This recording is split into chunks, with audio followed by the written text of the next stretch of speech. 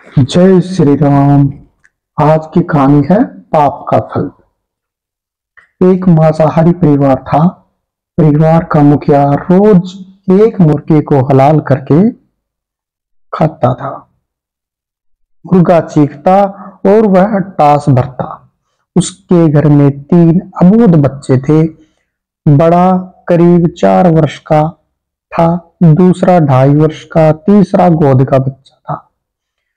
उसके बच्चे जब पिता के इन कृत्यों को देखते तो उन्हें लगता कि उनके पिता कोई खेल खेलते हैं और पिता को उसमें बड़ा आनंद आता है। एक दिन पिता किसी काम से कहीं बाहर गए। घर में मुर्गा नहीं आया तो बच्चों ने सोचा कि आज पिताजी नहीं है तो चलो आज हम ही ये खेल खेले। बड़े बेटे ने छोटे को लिटाकर एक पैर से उसे दबाया, एक हाथ से सिर दबाया और उसके गले को छुरे से रेत दिया। जैसे ही गला रेता, बच्चा चीख पड़ा।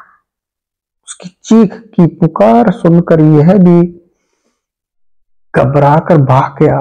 जिसने रेता था ना, वो उसकी चीख सुन के घबरा के भाग गया।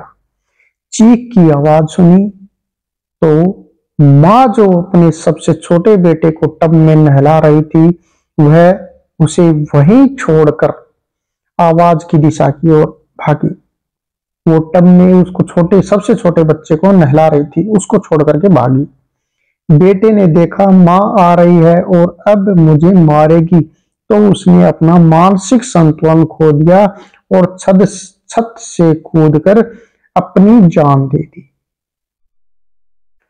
तो इधर वह बेटा भी गले की नस कट जाने के कारण मर चुका था।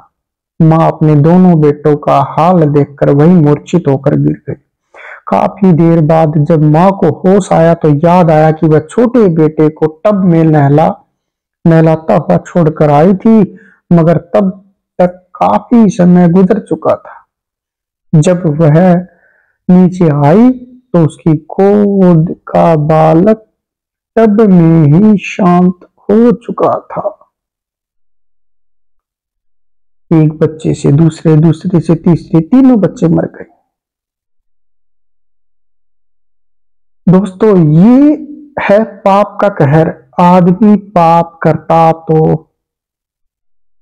उसका परिणाम उसे भुगतना ही पड़ता है, मगर अफसोस कि आज का मनुष्य सब चीजों को देखते हुए, समझते हुए भी पाप करने से भय नहीं खाता। जो बोएंगे सो काटेंगे। पाप का फल आज नहीं तो निश्चित कल।